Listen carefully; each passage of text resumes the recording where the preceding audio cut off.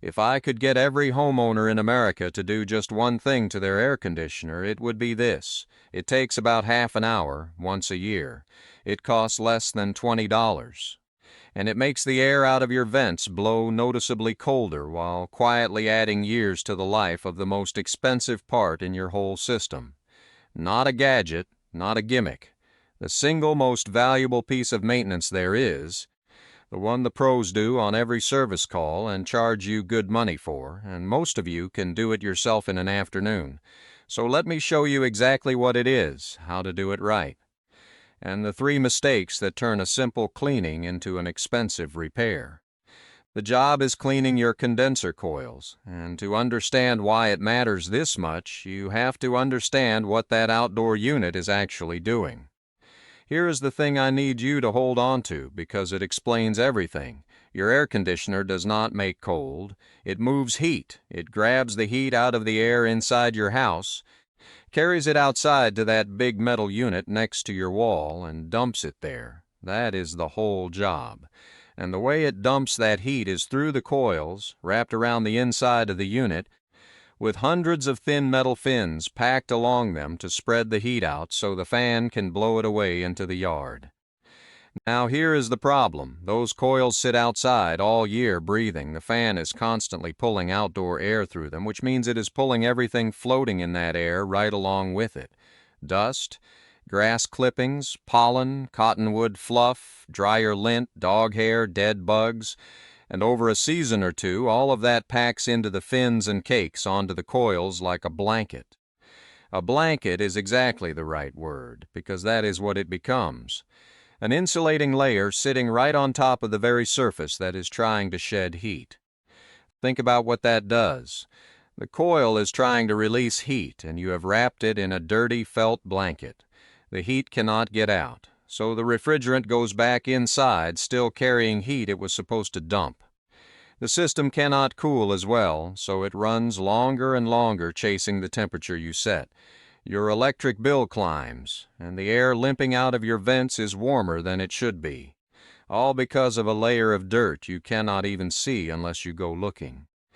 And here is the part people do not think about, the part that really matters. That dirty coil is not just costing you a few dollars a month. It is quietly killing your compressor. When the compressor is forced to run against a choked coil, it runs hotter and at higher pressure than it was ever built for, hour after hour, summer after summer. Heat is the enemy of a compressor. It is the single biggest thing that shortens its life, and a compressor is the one part you never want to replace, because it often costs so much that folks just buy a whole new unit instead. I condemned more compressors than I can count that died years early, sitting behind coils nobody had cleaned in a decade. The dirt did not kill them in a day. It killed them slowly while nobody was watching. Clean that dirt off, and you let the coil breathe again. Heat comes off easy, the system does its job in less time, the compressor gets a break, and colder air comes out of your vents. That is the whole payoff. That is why this one cheap job punches so far above its weight. So let me walk you through how it is done, the right way. And even if you decide to hire it out, I want you to know how it should look, so you can tell whether the person you paid actually did it or just waved a hose at it for 2 minutes and called it done. Step 1, and this is not optional ever, kill the power. There is a disconnect box on the wall right next to your outdoor unit. Open it and pull it or shut it off. Then, to be doubly sure, go to your breaker panel and shut off the breaker for the AC too. I do not care that you are only spraying water. You are about to put your hands near electrical connections and a fan with a hose in your hand, and water and electricity are a combination that has killed people. Power off first. Confirm the fan is dead. Every single time. Step 2. Get to the coils. Now, I want to be honest about the line between what you can do and what you maybe should not. On most units, the coils you see from the outside are only half the story. Some systems have 2 rows, one behind the other, and if you only clean the outside face, you never touch the inner row where plenty of the dirt hides. To do it fully right, the top of the unit, with the fan bolted to it, Needs to come off so you can clean from the inside out. But that fan is wired in, and lifting that lid means handling the fan and its wiring.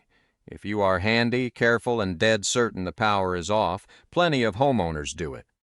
If that makes you the least bit nervous, there is no shame in cleaning what you can safely reach from the outside and leaving the full teardown to a professional every few years. Know your own limits. That is not weakness. That is wisdom. Step 3, the cleaner. You can knock loose dust off with plain water, and if your unit is only lightly dusty, a gentle hose might be enough. But if you live where things get greasy and moldy and caked on, water alone will not cut it. That is where a proper coil cleaner earns its keep. It is a foaming cleaner made for this exact job. You spray it on, it foams up, it works down into the fins and breaks that blanket of grime loose so it can rinse away. I am not going to tell you a brand because I do not do that, and you should be a little suspicious of anybody who does. What I will tell you is what to look for on the label. You want a foaming coil cleaner that says non-caustic, safe for aluminum fins and coils. That word non-caustic matters. A harsh acid cleaner can eat at your fins over time and do more harm than the dirt ever would. Read the label. Buy the gentle one. Spray from the top, work side to side and down, cover every part of the coil, and get that inner row too if you can reach it. Then, and this is the step people rush, let it sit. Give it 5 or 10 minutes to foam and do its work. Do not spray and immediately rinse. Step 4, the rinse, and here is where I see the single most damaging mistake, so listen close. You rinse with a regular garden hose. That is it. Gentle shower or flat spray, start at the top, push the water through the fins to carry the loosened dirt and cleaner out and away. Take your time, let it run clear. Now that first mistake, and I mean this, never ever use a pressure washer on your coils. I know it is tempting. It is right there in the garage, and it seems like it would blast that dirt off, and it will. It will also bend every one of those delicate aluminum fins flat, and once they are folded over, air cannot pass through them, and you have permanently choked your own unit. Bent fins are a nightmare, and you will never get them all back. A pressure washer turns a 30-minute cleaning into a repair. Garden hose only, gentle, I mean it.